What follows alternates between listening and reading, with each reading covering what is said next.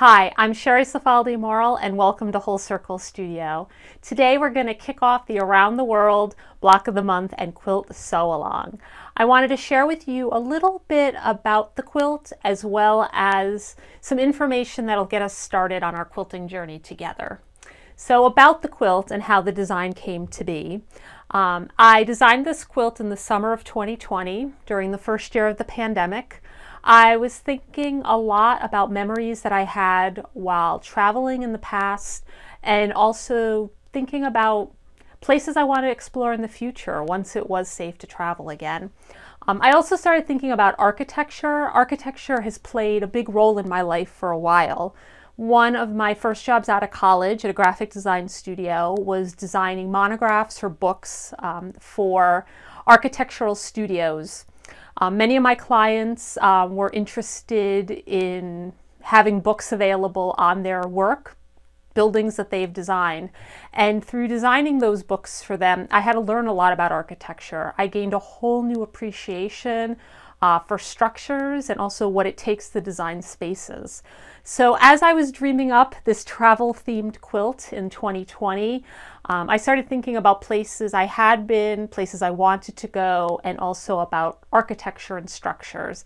Married the two, and that's how the Around the World quilt design came to be. So I'm really excited to share it with you. It was really difficult to narrow it down to just 12 locations and 12 structures or buildings. I am thinking that there might be more blocks in the future. I've started collecting ideas. I know many of you have places that you'd like to see blocks places you'd like to see blocks represented in.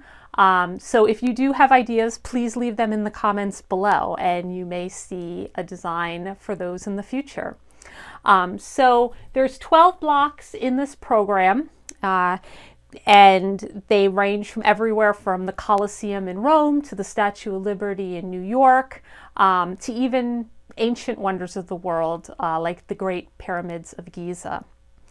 You'll notice here I have all of the blocks arranged in a throw-size quilt. I'll be giving instructions at the end of the quilt sew along for how you can arrange them in this layout if you wish. You'll also notice along with the 12 blocks, there's one bonus block, a square hair, which helps even out, or fill out, I should say, the quilt. If you didn't want to make a quilt with the blocks, there's lots of other great things you can do. It's a really versatile design. The block is oversized. They finish at 10 inches by 21 inches. Some are horizontal, some are vertical. They make a great mini quilt on its own. You can frame them, make pillows. I could totally see them incorporated into bags and runners and lots of other things. As the quilt sew along goes on, I'm going to be giving some ideas for these, and I'm going to be making projects, or I have plans to make projects with some of these, so I'll be sure to share them.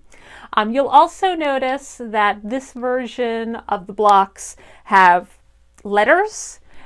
This version, which is the quilt top, does not. So there'll be instructions for each block for the letter version and the non-letter version.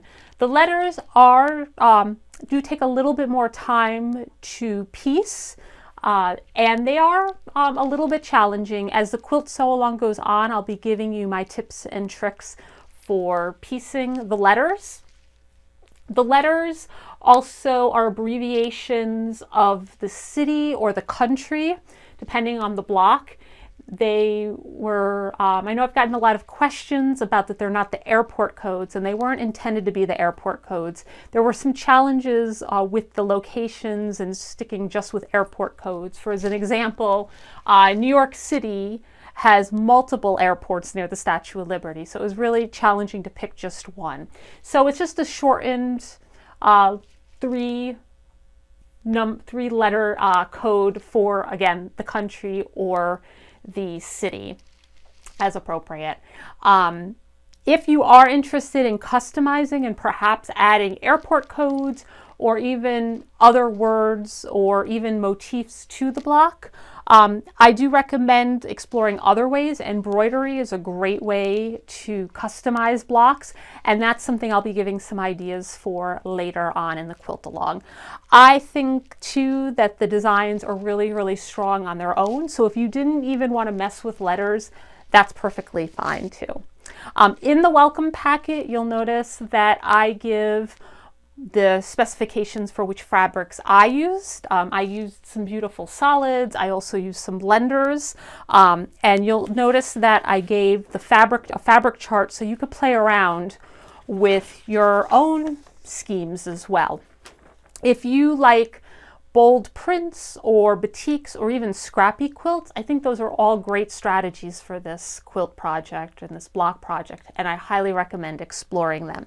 You also have, as a reminder, coloring sheets, so you can color and test out fabrics to your heart's content with all of those. I can't wait to start sewing with you. This is going to be a low stress block of the month quilt sew along. So we're all going at our own pace. If you don't finish a block before we get to the next one, no worries. And you can also join in at any time. If you're watching this on YouTube, go ahead and be sure to click that subscribe button so you know when new videos are available. If you have not registered for the Around the World Block of the Month program, you can go ahead and do so and learn about all the details at shop.wholecirclestudio.com. I hope you'll join us. And I'd also love to hear from you. If you have any questions or comments, be sure to leave them below and I will answer them. So thank you for joining me. I can't wait to start sewing along with you, and I'll see you soon.